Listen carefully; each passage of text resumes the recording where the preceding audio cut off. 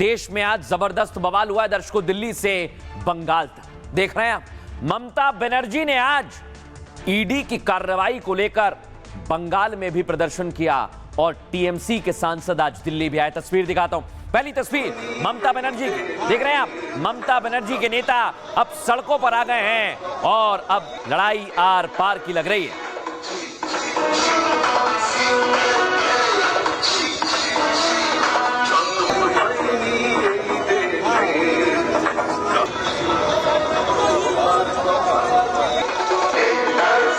लेकिन दर्शकों, जांच एजेंसी तो सरकार की, तो आज अमित शाह के खिलाफ नारेबाजी की गृह मंत्रालय के सामने ये टीएमसी के सांसद पहुंचे। दिखाइए फुल फ्रेम, ये कीमती आदाब है।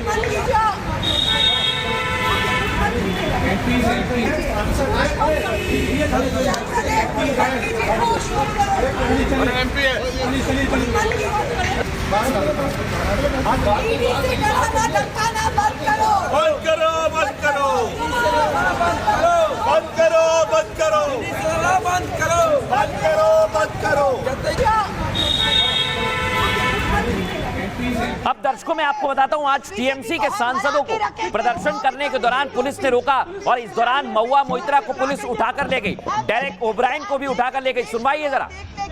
जो भी करते इस बीजेपी को हम हरा के रखेंगे, जो भी करेंगे पुलिस लेके जा रही है, क्या कहेंगे हम करेंगे कि आप देख लें कि देश के लोग देख लें कि निर्वाचित सदस्य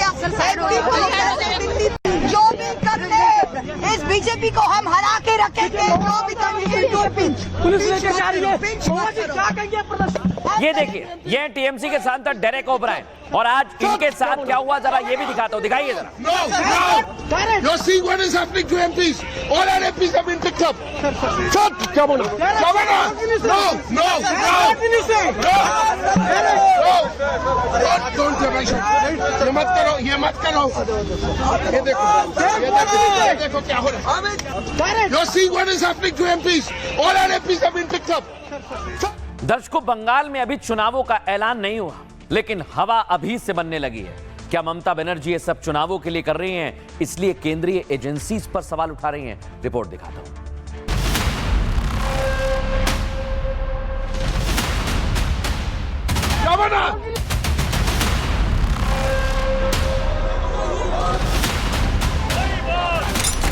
बंगाल में अब लड़ाई दिलचस्प हो गई है। ममता को ईडी के छापे में जीवनदान नजर आ रहा है। उसे लग रहा है कि अब इसी के सहारे बंगाल में नैया पार हो जाएगी। तो वहीं बीजेपी को ममता की बौखलाहट में उम्मीद की किरण दिखाई दे रही है। बीजेपी को लगने लगा ममता की खिसियाहट उनमें हार के डर का संकेत है।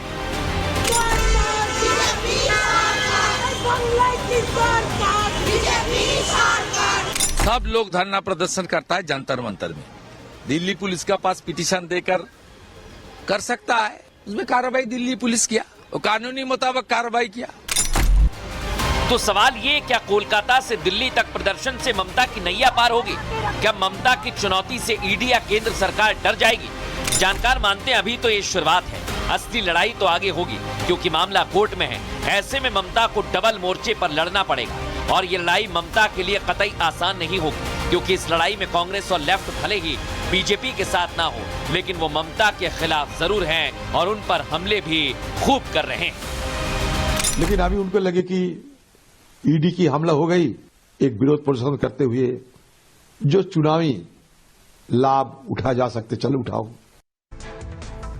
लेकिन दर्शकों, देखा आपने, ईडी जांच करने क्या पहुंची, ममता बनर्जी सड़कों पर आ गई हैं। लेकिन क्या ये सब कुछ कुर्सी के लिए किया जा रहा है? क्या ये सब कुछ सत्ता के लिए किया जा रहा है? आइए जरा आपको विस्तार से बताते हैं। आज कोलकाता से दिल्ली तक भारी बवाल हुआ दर्शकों। कोलकाता में ममता बनर्जी ने, देख रहे हैं आप, सड़कों पर आ गई।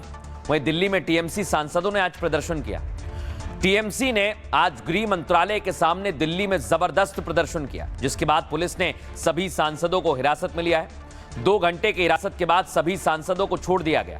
लेकिन कोलकाता में ममता बनर्जी का हमला ज्यादा तीखा था। उन्होंने बीजेपी और गृह मंत्री अमित शाह पर कई गंभीर आरोप लगाए। अमित शाह घोटाला करते हैं, ममता ने कहा। कहने लगी शाह कोयला घोटाले में शामिल है। शाह के खिलाफ उनके पास एक पेन ड्राइव है और दिल्ली में बीजेपी नेताओं तक पैसे पहुंचते हैं। जरूरत पड़ी तो इसे सबूत के तौर पर मैं पेश करूंगी। घोटाले का पैसा शुवेंदु के जरिए अमित शाह को भेजा गया। यह ममता बनर्जी ने आरोप लगाए दर्शकों। लेकिन ममता बनर्जी ने इधर आरोप लगाए और उधर जवाब दिया है। कैसे आज बीजेपी के तमाम नेता सामने आए, दिखाते हैं आपको।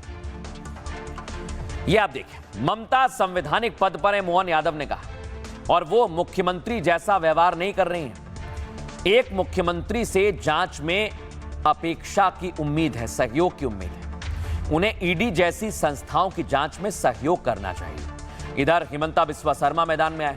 ममता ने सारी हदें पार कर दी हैं। मुख्यमंत्री खुद अपराध स्थल पर पहुंच गई। उन्होंने ईडी के हाथ से जबरदस्ती फाइल छीनी है। गृह मंत्री के खिलाफ अभद्र भाषा का इस्तेमाल किया है। ममता ने देश की न्याय प्रक्रिया में हस्तक्षेप किया है। रविशंकर प्रसाद ने हमला बोला। बंगाल में जो हुआ वैसा पहले कभी नहीं हुआ। एक मुख्यमंत्री ने कानूनी प्रक्रिया में हस्तक्षेप किया है। ममता ने एक प्राइवेट व्यक्ति के घर में घुसकर दखल दिया है। उनका आचरण अमर्यादित और असंवैधानिक है, जो लोकतांत्रिक प्रक्रिया को शर्मसार करता है। और जैसे ही यह हमला बोला गया, ममता बनर्जी तिलमिला गई। सुनिए जरा उन्होंने क्या कहा है। বলছে কয়লার টাকা কে খায়? অমিত শাহ খায়, হোম মিনিস্টার।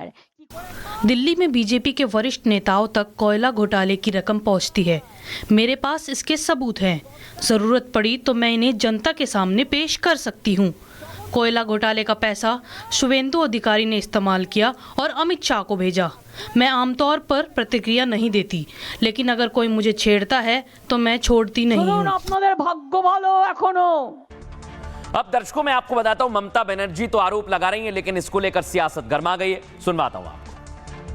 किसी भी राज्य के मुख्यमंत्री को ईडी और इस प्रकार के केंद्र सरकार के विभागों के साथ सहयोग करने की अपेक्षा होती है। हम शपथ भी इसी बात के लिए लेते हैं। सकता है राज्य के मुख्यमंत्री के नाते से उनका यह कार्य तो कतई उचित नहीं माना जाएगा। दिल्ली में सब लोग धरना प्रदर्शन करता है जंतर मंतर में।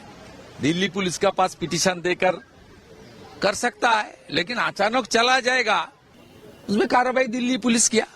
वहां तो राजीव कुमार भी नहीं है, मनोज वर्मा भी नहीं है, वहां दिल्ली पुलिस है, तो कानूनी मुताबिक कार्रवाई किया।